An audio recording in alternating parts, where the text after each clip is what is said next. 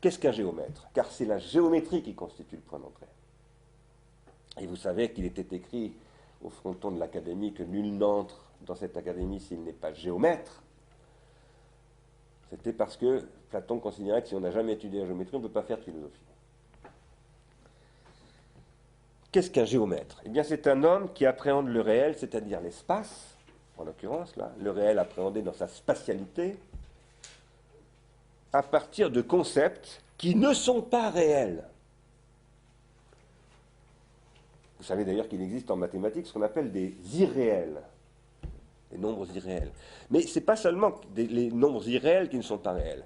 C'est tous les concepts mathématiques sont irréels, au sens où ce sont ce qu'on appellera un peu plus tard avec Platon des idéalités. L'idéalité dont je parle ici, c'est une idéalité qui tient à ce fait que, de toute évidence, le point géométrique n'existe pas.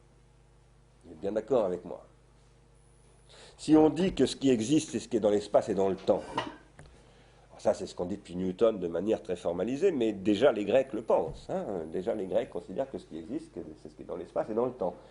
C'est Kant qui va formaliser ça d'une manière extrêmement rigoureuse dans la critique de la raison pure. 2300 ans après, 2600 ans après Thalès, ou 700 ans après Thalès. Mais déjà les Grecs considèrent que ce qui est réel, c'est ce qui est dans l'espace et dans le temps. Et nous tous, nous le considérons empiriquement. Nous disons, ça c'est réel, c'est dans l'espace et dans le temps. Je le tiens, ça a un espace, ça a une résistance d'ailleurs, etc. Être dans l'espace, ça veut dire avoir un volume, avoir un poids aussi. On est d'accord. Quel est le poids d'un point? Le point n'a pas de poids. Quelle est la surface d'un point? Il n'y a pas de surface. Ce qui permet de définir une surface, c'est précisément le point.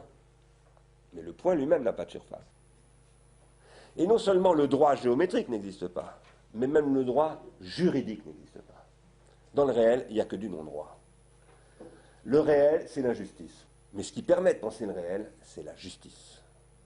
Ce qui permet de penser le réel, c'est le point géométrique, qui n'existe évidemment pas. Il n'est pas dans l'espace. Il est ce que beaucoup plus tard, Kant appellera un transcendantal, un concept transcendantal. C'est-à-dire quelque chose qui n'est pas dans l'expérience, mais sans lequel on ne peut pas avoir de rapport à l'expérience. En tout cas, pas de rapport rationnel. Donc, le point géométrique n'existe pas, ni la ligne du coup, puisque la ligne est constituée de points, ni le plan, puisque le plan est constitué de lignes, ni le volume géométrique, puisque le volume est constitué d'intersections de plans. Il n'existe pas, ce sont des idéalités, mais ils consistent.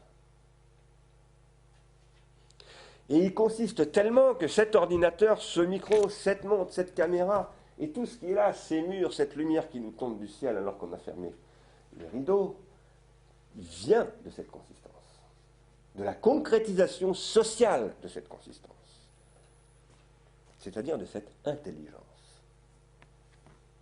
Intelligence qui a une histoire et qui, au 7e siècle avant Jésus-Christ, à travers Thalès, tout à coup accède au plan apodictique, c'est-à-dire démonstratif, de l'établissement de la consistance de ce qui n'existe pas, dans le domaine des mathématiques, en tout cas, et plus particulièrement, la considération mathématique de l'espace. Cela étant, ce qui fait l'idéalité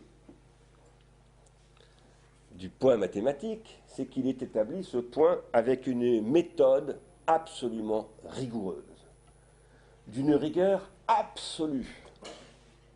Une méthode qui est tellement rigoureuse qu'elle conduit à ce qu'on appelle l'évidence géométrique. Et ça, c'est le b.a.-ba, si je puis dire, de l'entrée dans le logos. Dans ce qu'on appelle le logos à l'époque des Grecs, ça veut dire la pensée. Plus précisément, ça veut dire un type de pensée qui est précisément la pensée capable de démonstration. La pensée qui est régie par le principe de contradiction, etc.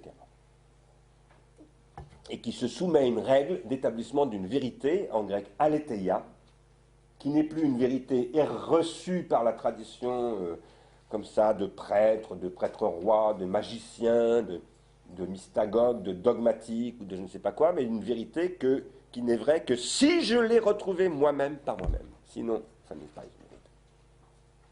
C'est ça la base de la pensée grecque. Je ne dis pas encore de la philosophie, je dis des présocratiques. Mais c'est ce que la philosophie va clarifier contre les sophistes.